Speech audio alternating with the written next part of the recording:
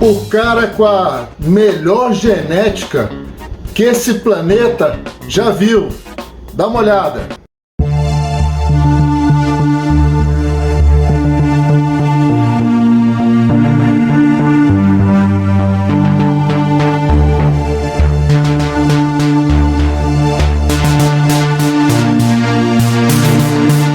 Invejosos vão dizer, montagem do Fred. Brincadeira. Agora olha o cara aí. Aterrorizou o Terminator, botou medo no coração do Arnold Schwarzenegger. Dá uma sacada na carcaça do cara.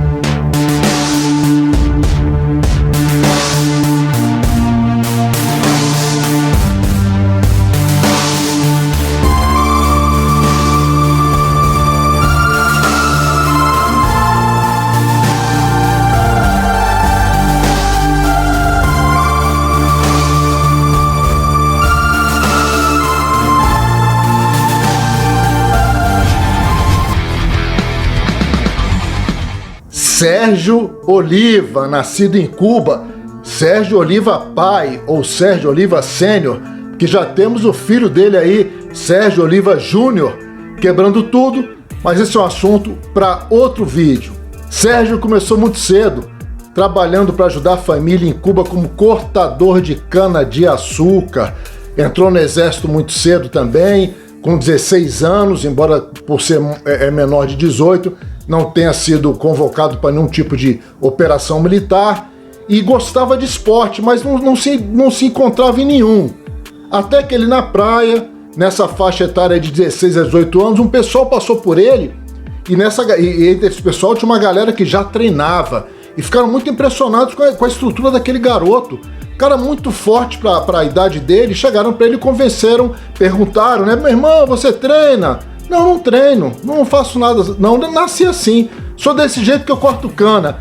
E os caras falam, não, você tem que ir para uma academia aqui treinar, para um centro de treinamento.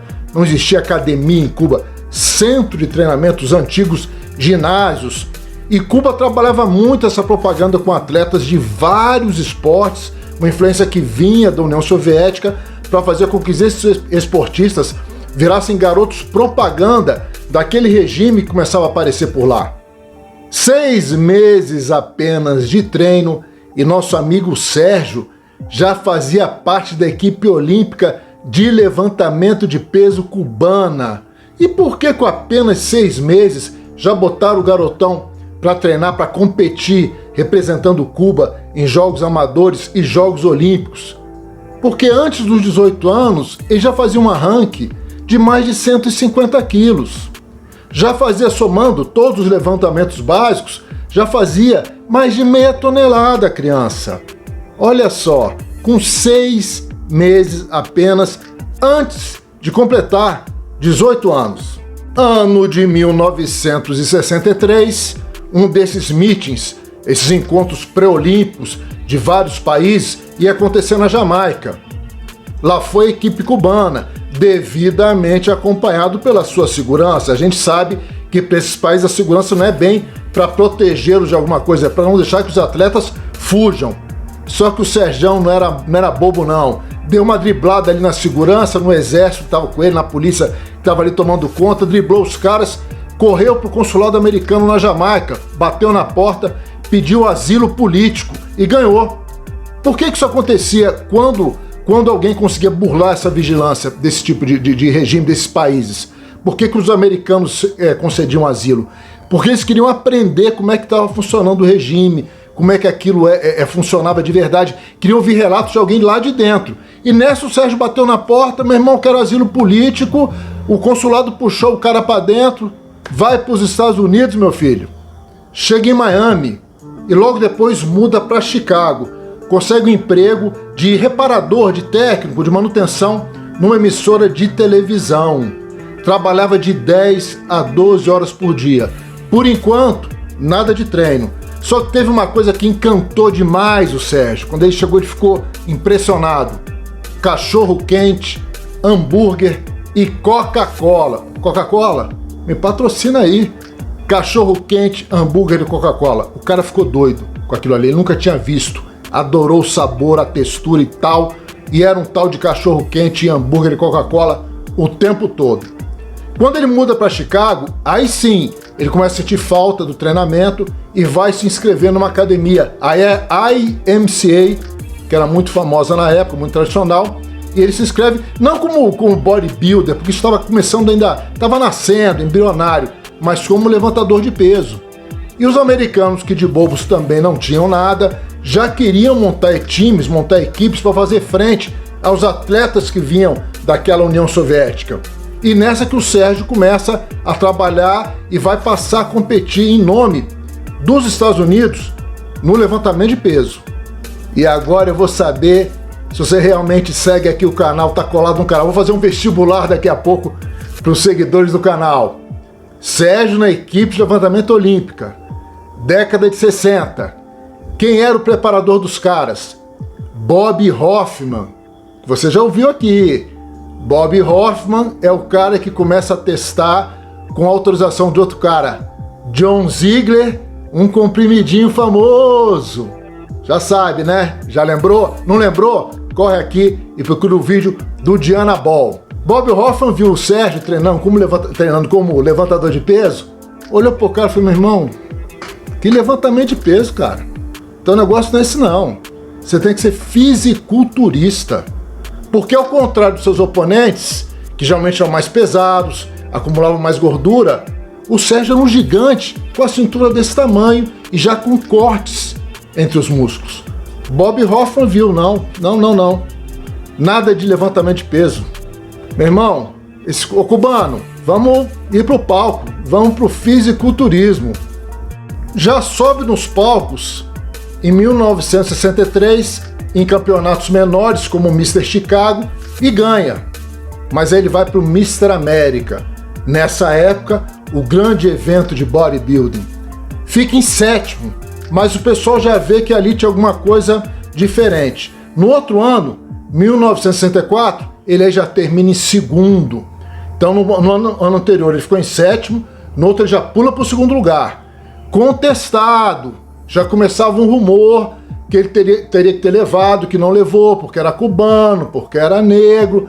De qualquer maneira, a galera já viu que, tem uma coisa muito estranha chegando aí.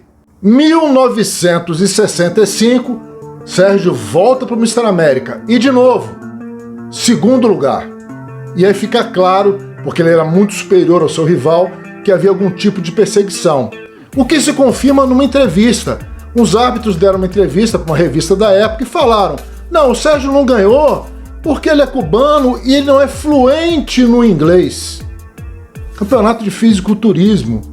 E vocês reclamam de coisa que acontece por aqui, o cara ficou em segundo árbitro, o cara ficou em segundo lugar porque não era fluente no inglês. Sérgio fica muito chateado, começa a falar para todo mundo que não deixavam ele ganhar. Quem é que ouve o papo? Quem é que estava entrando de ascensão naquela época? Quem era o pioneiro? Outro conhecido de vocês? Joe Hader. Joe vai atrás do cubano, falou, meu irmão, vem pra cá que eu montei uma federação agora, IFBB, e nela não tem essa história de negro, branco, verde, amarelo, quem fala japonês, chinês, turco, americano. Nós queremos os melhores sobre os palcos. Joe vai lá e traz Sérgio Oliva para competir pela então recém-formada IFBB. Estreia nos palcos em 1966, palcos da IFBB. Já no Mr. World, campeonato muito famoso também daquela época, ganha o Mr. World, vai para o Mr. Olympia e fica em 4º lugar. Mr. Olympia, inclusive, que quem venceu foi o Larry Scott pela 2ª vez. O Larry Scott que foi o primeiro Mr. Olympia da história. Vocês também já conhecem aqui do canal. Ele venceu pela 2ª vez esse Mr. Olympia, Sérgio em 4º. No outro ano, 1967, e tratoriza o Mr. Olympia. Foi um negócio tão impressionante que, segundo palavras de árbitros da época, os caras diziam: não existem palavras hoje na língua inglesa para definir o que é esse cubano. Olha o susto, a impressão, o alarme que esse cara trouxe, o pânico para os seus oponentes, tal o nível de muscularidade que o Sérgio Oliva já apresentava naqueles dias. Ano seguinte, Mr. Olympia, Sérgio ganha de novo. Agora pega a visão, sozinho. Ninguém subiu com o cara. Ninguém teve coragem de peitar o cara, enfrentar o cara. O cara sobe no Mr. Olympia sozinho. Apresentação excelente, os árbitros assustados, batendo palma, mas sem adversários. Simplesmente ninguém encarou o cubano naquele ano. Já pensou nisso? O cara vai pro Mr. Olympia. Não, pega essa visão, imagina isso. O cara vai pro Mr. Olympia, que já estava começando a crescer em fama o campeonato. O cara vai pro Mr. Olympia e não vai ninguém brigar com o cara. O cara vai sozinho. 1969. Agora a coisa não ia ser tão fácil não, porque vinha uma leva de atletas encabeçados por um garotão austríaco de sobrenome estranho, que vinha sendo um grande fenômeno, um atleta em ascensão, todo mundo falando dele. Arnold Schwarzenegger ia brigar pelo título do Olímpia. Só que vestiário do Olímpia ali, vestiário não, backstage, onde o pessoal fica aquecendo já de sunga e passa o óleo e tal, já vai se preparando, ganhando um pump. Sérgio Oliva entra, de hobby, roupão, fechado, fica lá. Os atletas estão ali aquecendo, olhando de rabo de olho o cubano. De uma hora para outra, o Sérgio tira o roupão, começa a aquecer e fazer pose. Palavras do Arnold, quando aquilo aconteceu, que o Arnold olhou para o Sérgio Oliva, ele já pensou: a briga agora é pelo 2º lugar, porque esse cara vai levar de novo. E o Arnold estava certo. 1970, lá vem os dois para brigarem, só que agora Arnold começava a aprender como é que funcionava o negócio. Não adiantava ficar enorme, gigante, se você não tivesse qualidade e não soubesse posar para mostrar essa qualidade para arbitragem. E o Oliva, que tinha sido o único cara, até hoje, não vai ter jeito, o único cara a bater Arnold Schwarzenegger no Olímpia, vai perder, vai ficar com a 2ª colocação. E começa a falar o que ele falou das outras entidades, que ele não ganhou aquele Olímpia porque o Joe Hader já estava favorecendo o Arnold. Verdade? Mentira? Eu não sei. Porque o cubano foi justamente convidado pelo Joe Hader para competir na IFBB porque tinha, segundo ele dizia, problemas de racismo em outra federação. Foi para lá. Eu acho que ele tinha, não sei, algum problema também para aceitar que tinha aparecido um cara melhor que ele. Realmente o Sérgio Oliva dominou isso, dominou esse esporte até a chegada do Arnold, dessa versão que aprendeu com a derrota, aprimorou e veio para levar o Olímpia do Sérgio Oliva. Ano de 1971. Sérgio Oliva já falando demais. Vai para o Mr. Universo. termina em segundo, perdendo para outra lenda, Bill Pearl. Eu não sei se já tem Bill Pearl aqui no canal, mas se não tiver, vou me lembrar, vou fazer vídeo dele também, porque o cara, outro gênio, ficou em segundo pro cara, sai falando de novo, racismo, sou cubano, não falo inglês. Para complicar a situação, ele é meio que adotado pelo Arthur Jones, o cara que inventou o hit. Vocês estão vendo como vários nomes que eu estou citando, se você acompanha o canal, você já conhece. O Arthur Jones meio que adota o cara que diz que ia fazer do cara o grande atleta usando o hit. Aí, meu irmão, a vida do cara esportiva bagunça de vez. O Arthur Jones já também não era muito bem quisto, era meio rival do Joe Hader, porque o Joe Hader era o cara do alto volume, o Arthur Jones era do baixo volume com muita intensidade, já se bicavam, não se davam muito bem. Ele vai e puxa o cubano e o cubano vai. Na minha opinião, um erro político. Já vinha se queimando de tanto falar mal da FBB e vai ser treinado, orientado por um cara que também não era bem visto no meio. E aí eu acho que não teve jeito. A carreira esportiva do Sérgio Oliva começa a descer a ladeira. Em 1972, ele ainda levaria uma segunda colocação no Mr. Olímpia, com uma apresentação impecável, como sempre, mas muita gente tá falando demais desse cara. E ele migra de vez para uma outra federação que dizia dar mais destaque ao bodybuilding amador, não tinha pretensões de profissionalizar ninguém, começa a competir, vai ganhando tudo, porque nessa época, aí sim, nós já tínhamos um Mr. Olímpia crescendo muito em fama, em nome, e os bodybuilders todos indo competir pela FBB. Sérgio Oliva faz o contrário, vai para outra federação, vai ganhando tudo, mas perde fama, era uma federação que não conseguiu decolar. E aí o Sérgio acaba caindo de vez no esquecimento. Some por mais de 10 anos, voltaria aos palcos em 1984, inclusive no Mr. Olímpia, e o vídeo da apresentação dele é esse que vocês viram no começo. Volta ao Olímpia, já meio que perdoado pelo Joe Hader, que inclusive garantiu a ele que ele seria julgado nos mesmos padrões de todos os outros atletas, sem conversa de racismo, julgado como todos os outros eram julgados. Ele aceita, se apresenta muito bem, como vocês viram, e termina com uma 8ª colocação, mas dessa vez quieto, aceitou e agradeceu, se dizendo satisfeito por ser o 8º melhor bodybuilder do mundo. Volta no outro ano, 85, e repete uma 8ª colocação. E mais uma vez, tranquilo, agradeceu a todo mundo, continua sendo o 8º melhor do mundo. E esse seria seu último ano competindo, porque o Sérgio, que naquela época trabalhava como policial, portanto tinha arma em casa, numa discussão com a mulher, a esposa pegou a arma e meteu 5 balas no Sérgio, que não morreu, se recuperou bem, mas treinar para competir, ficou fora de questão. Como era o seu treinamento? Sérgio era um adepto do altíssimo volume e do full body, pelo menos no seu início de carreira, até o momento que ele começa a competir pela FBB. Mas esse full body dele, ele seguia uma moda de um outro treinador, Bob Gadja. Era um full body que o cara, muito mais para outra referência, Steve Michalik. O full body dele, ele fazia todos os músculos do corpo, todos os grupos musculares, muita carga, com mínimo de descanso de exercício para exercício. Era capaz de ficar horas treinando numa sala de musculação, num ginásio que permitisse esse tipo de treino. Com o tempo, ele vai começar a mesclar, botar conceitos do Arthur Jones, conceitos do Joe Hader, e ele diria que já a partir do final da década de 70, o treino dele passaria a ser puramente instintivo. Ele não sabia o que ia treinar naquele dia. Ele entrava na academia, na sala de musculação, no ginásio, vou fazer perna.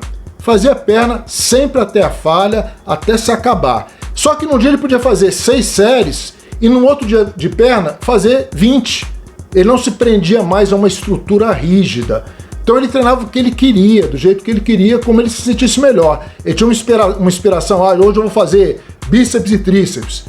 Mas era o dia de ombro. Não, mas eu estou no gás de fazer bíceps e tríceps. Fazia bíceps e tríceps. Ele não seguia uma divisão de treino como todos nós seguimos atualmente.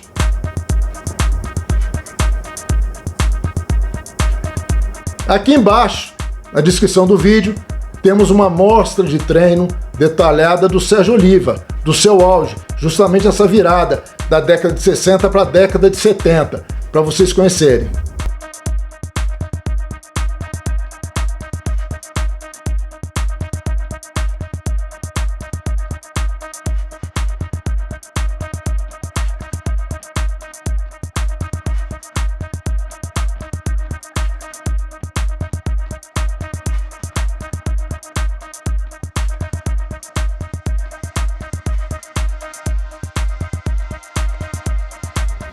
Duas curiosidades interessantes. Sérgio participou de alguns filmes gravados na Europa, fazendo um personagem, o Black Power, o cara fortão que ajudava o pessoal nas comunidades pobres, carentes, a lutarem contra os opressores. Es mi regalo.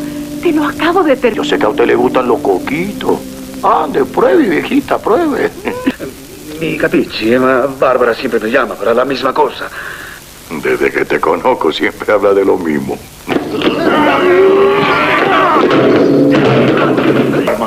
Porca miseria. E lei, come va? Come si sente? Si sente?